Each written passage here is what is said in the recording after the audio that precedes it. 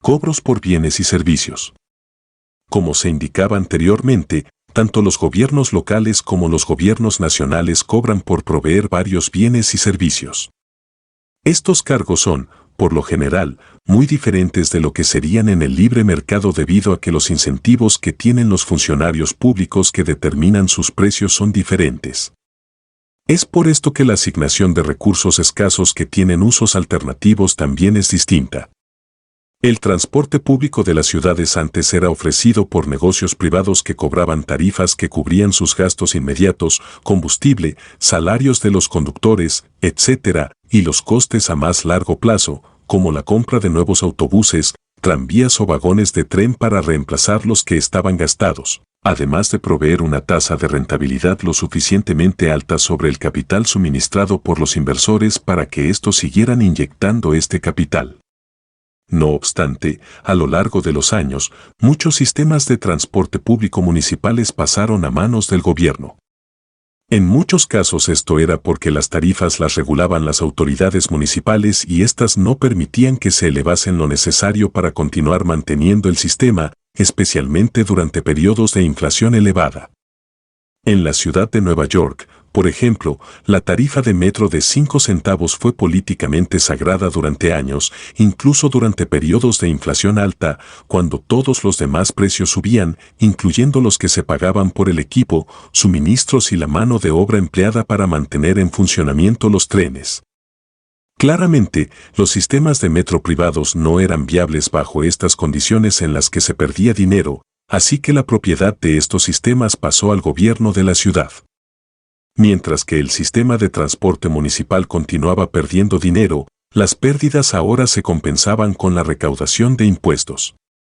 Los incentivos para detener las pérdidas, que hubiesen sido imprescindibles para una empresa de propiedad privada que se enfrentaba a su propia extinción financiera, ahora eran mucho más débiles, si no inexistentes, en un sistema de transporte de propiedad de la municipalidad cuyas pérdidas eran cubiertas de forma automática por los contribuyentes. Por tanto, un servicio podía continuar siendo ofrecido a costes que serían los beneficios que los pasajeros estaban dispuestos a pagar.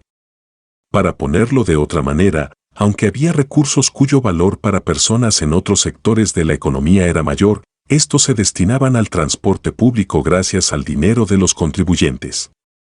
Los incentivos para poner precios más bajos a los bienes y servicios proporcionados por el Estado no se limitan, en lo más mínimo, al transporte urbano. Debido a que los precios bajos llevan a una mayor demanda que los precios altos, aquellos que fijan los precios para los bienes y servicios públicos tienen incentivos para asegurar que exista una demanda continua y suficiente para los bienes y servicios que venden y de esta manera asegurar la continuidad de sus trabajos. Además, ya que los precios más bajos tienen menos posibilidades de provocar presión y protestas políticas que los más altos, los trabajos de los que controlan las ventas de los bienes y servicios públicos son más fáciles, más seguros y menos estresantes cuando los precios están por debajo del nivel en el que estarían en el libre mercado. En situaciones en las que el dinero pagado por bienes y servicios va al Tesoro General y no a las arcas de la agencia gubernamental que los provee, existen incluso menos incentivos para hacer que lo que se cobra sirva para cubrir costes. Por ejemplo, el dinero de las entradas que se recauda por las visitas a Yosemite, Yellowstone y otros parques nacionales van directamente al tesoro del gobierno de Estados Unidos y los costes de mantener estos parques son pagados desde el tesoro, es decir, a través de la recaudación general de impuestos.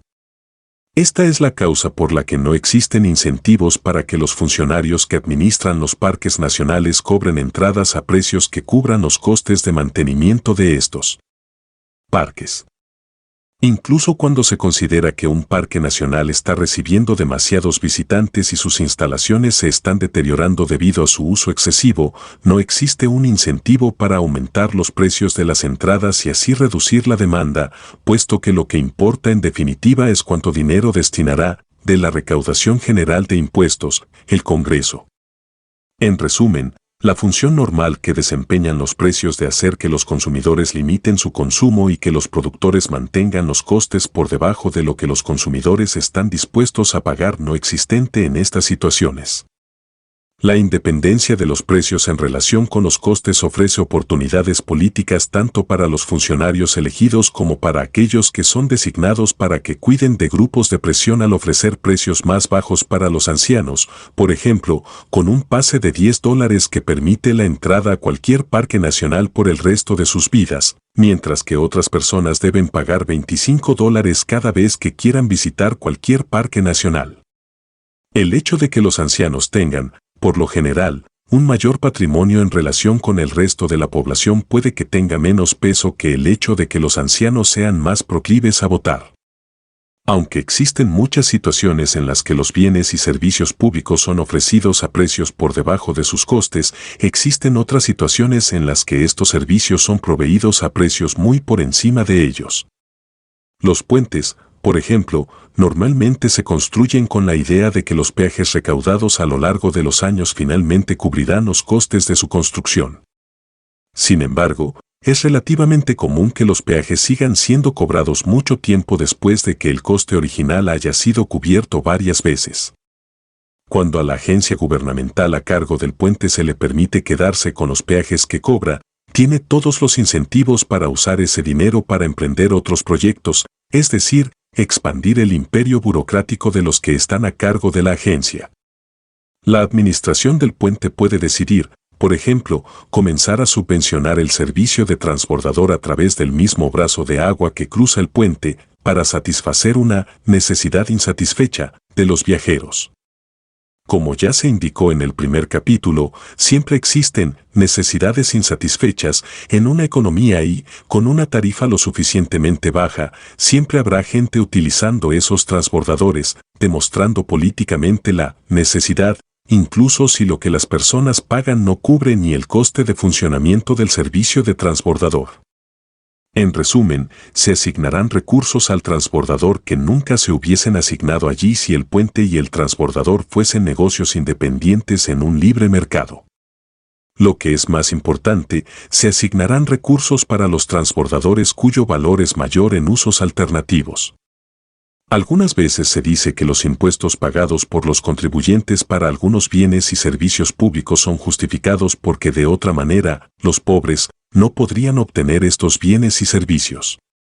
Dejando a un lado, por un momento, la pregunta de si la mayoría de los pobres son una clase permanente o simplemente personas que transitoriamente tienen ingresos bajos, incluyendo a gente joven que vive con sus padres, quienes puede que sean adinerados o de clase media, e incluso aceptando el hecho, solo como hipótesis, de que, de alguna manera, es fundamental que los pobres usen los bienes y servicios en cuestión, el subvencionar a todos los que usan esos bienes y servicios para poder ayudar a una fracción de la población parece ser menos eficiente que ayudar a los pobres de forma directa con dinero o cupones y dejando que los demás paguen por sus propios medios. El mismo principio se aplica cuando vemos tasas cruzadas que son ofrecidas, no por los contribuyentes, sino por las excesivas tarifas impuestas sobre algunas personas, como aquellos que pagan peaje para utilizar el puente, para subvencionar a otras, como los usuarios de los transbordadores. La debilidad de las razones que hay detrás de las ayudas a los pobres también es evidente al ver cómo las mismas tasas de los contribuyentes son usadas para financiar cosas que pocas veces utilizarán los pobres, como campos de golf municipales u orquestas sinfónicas. En general, los cobros que hace el gobierno por bienes y servicios no implican un simple traspaso de dinero, sino que desvían recursos en la economía, por lo general sin dar mucha importancia a la asignación de esos recursos de formas que maximicen los beneficios netos para la población en general.